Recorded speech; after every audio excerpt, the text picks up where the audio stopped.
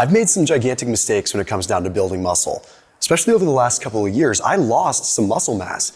And yeah, some of it was on purpose, but it was harder to put it back because I wasn't going back to what I know works. So I've got a nice little list for you that shows the mistakes I've been making. Some of them are nuanced and little, but they're important and they add up. Please do drop a comment down below for the algorithm. It's amazing what that does for getting these videos out there. Just anytime you see one of my videos, just drop a quick comment and also hit that subscribe button if you haven't already. So this is gonna be real stuff. Some of it's me like falling on the sword and being real. First one is, instead of fasting as much as I used to, what I started doing was I would kind of inadvertently, what I call, open up the floodgates with like a little bit of a meal and then go periods of time without eating. So here's what I mean by this. I'm not suggesting everyone goes out and fasts, so please don't click off this video. I'm not encouraging that. That's not what I'm suggesting. But as someone that used to fast a lot, I recognize that when you go periods of time very cleanly without eating, your body sets preservation systems up. Okay, it knows you're going periods of time without food, so it elevates these systems and processes to preserve muscle and preserve tissue in certain ways. The moment you open the floodgates, it changes things hormonally, it changes things, and all of a sudden you're not in the fasted state anymore, you're just in a low calorie state. So what started happening with me is I was getting so busy that I would say, well, I'm trying not to fast as much because maybe I'm overdoing it. So I would have something small, just a little bit of protein, but then I'd get busy and I'd kind of fast the rest of the day. So then next thing you know, I wasn't actually fasting, but by the end of the day, I had only consumed 500 calories and I was having to like overeat at night to compensate.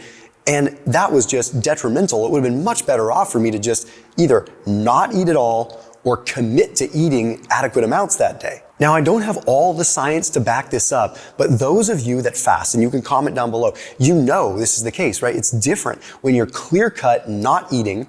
Ketones elevate, all kinds of systems elevate and preserve muscle, but once you do eat, the body says, okay, I have food, I don't need to protect and preserve anymore. But then here I go, another 5-6 hours without eating. No wonder I was losing muscle, and no wonder it was harder to gain it. I had to get back on the wagon, so to speak, with that whole process. The next one was I was doing too much interference training, okay? I am a big fan of getting the most done in a short amount of time. I like high intensity training, I love strength training, but a lot of times combining them really isn't always best. So what was happening was this sort of psychological thing where every time I went into the gym, because I only had a small amount of time because I've got small kids and we're busy, we don't have family nearby, so it's all on my wife and I, right? So we're in it. So like when I go out into the garage or I go work out, I try to get done in like 45 minutes, which means for me, I'm strength training and I'm jump roping and I'm doing the things that maybe aren't so good. And when I say not so good, it's because I'm not able to prioritize lifting and I'm not able to prioritize cardio. I'm mixing them both together. But psychologically, I'm wanting to get my heart rate up. I'm wanting to feel like I got a good workout in a short amount of time, but I'm not giving the adequate stimulus. I'm unable to truly train my muscles to proper failure if I have to immediately go from a deadlift into a run. There's just no way. And I can't possibly deadlift to my max amount if I'm going from a run to a deadlift.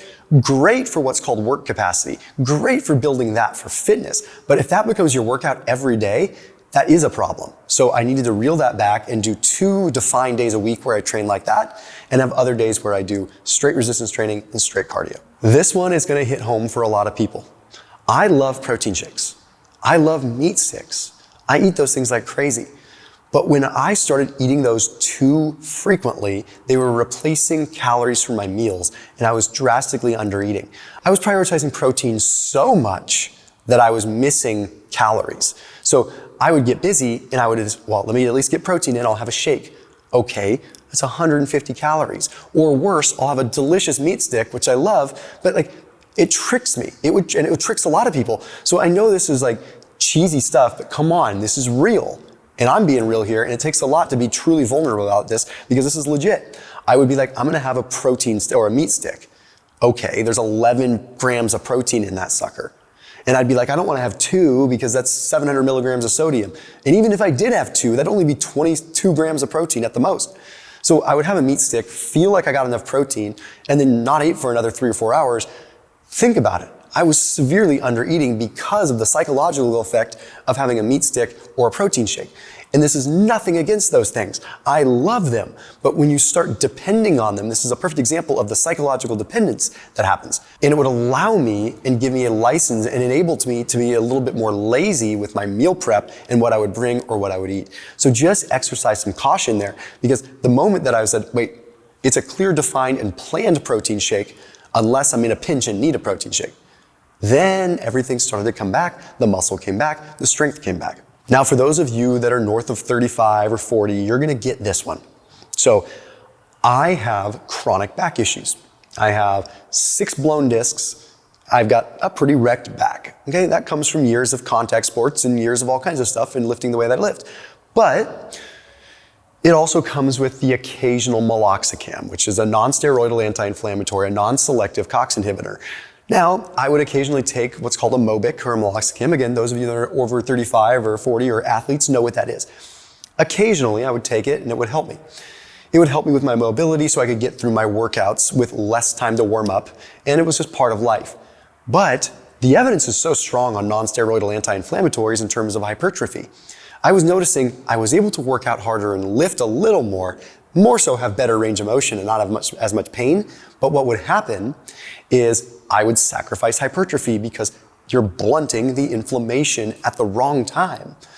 Now, what do I do in a situation like that? I still occasionally use a meloxicam, but I use it selectively. Now you're thinking, I don't take meloxicam. This isn't relevant to me.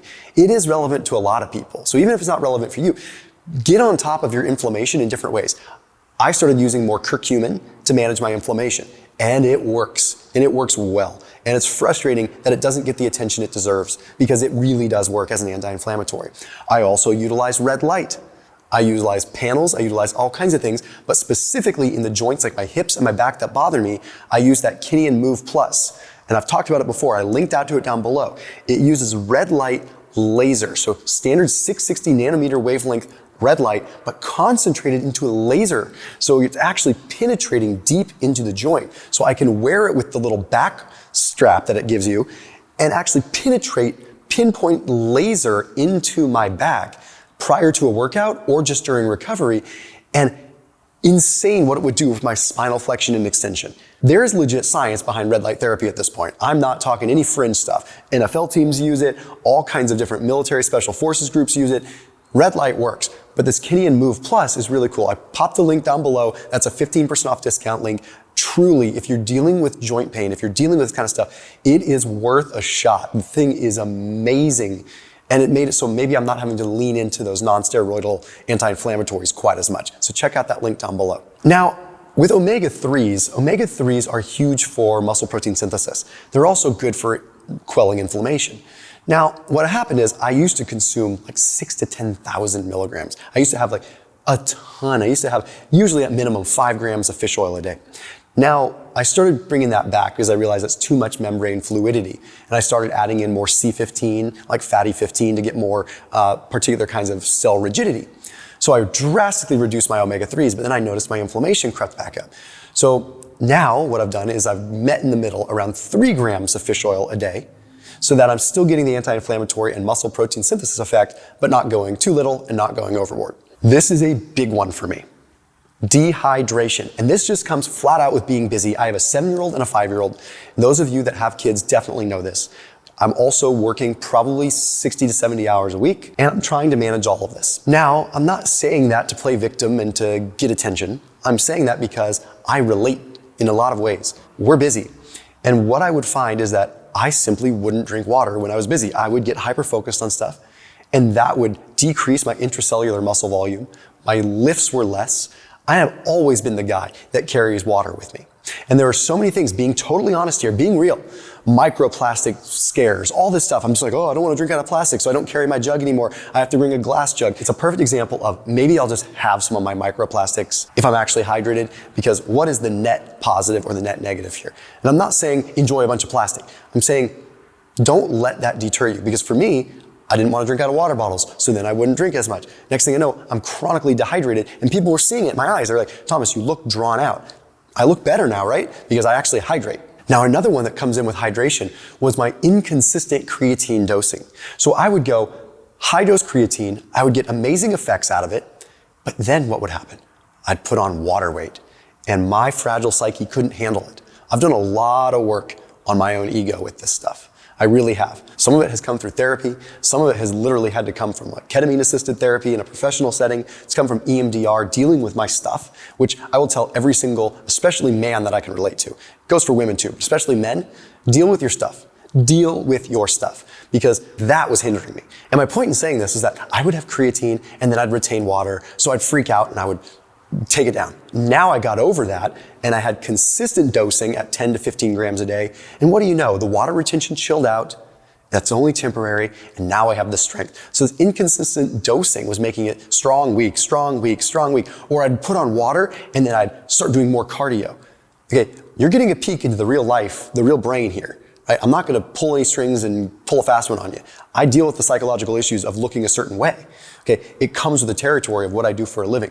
But that is also a very real thing for a lot of people. So just keep it in check. The next one is touching on one that I mentioned earlier, the need to keep my heart rate high during my workouts. It's okay to have your heart rate be high at defined times. It doesn't need to be high all the time.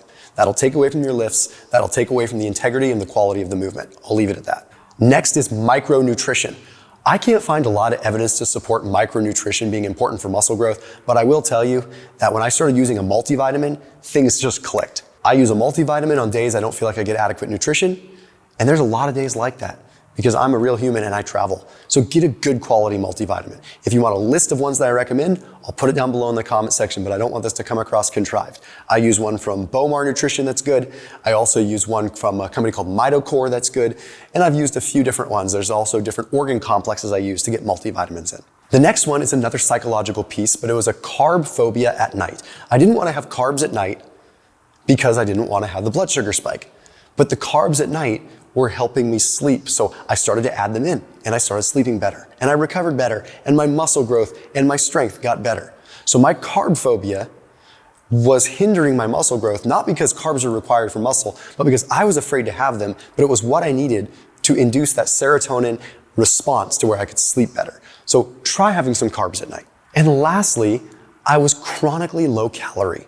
I just was. Okay, I was in a deficit so much to the point that over the course of the years, it started to creep up on me. It's easier for me to have calories allocated to certain days where I have more, and then days where I just fast and I don't snack, I don't graze, I just fast and I have one meal, and then the next day I eat normally again. It just works better. Eat a lot of food and then have aggressive deficits. I say it all the time. Eat a lot, aggressive deficit. 2,000, 3,000, 4,000 day after day, and then drop for a 24-hour fast and reduce those calories by 3,000 that day and net yourself out rather than just go low because you're busy calorie depletion. It made it risky for me. Fortunately, I was able to rebound and get stuff back. But if you're having trouble building muscle, address these things because they're things that are sneaking up on you don't realize. I'll see you tomorrow.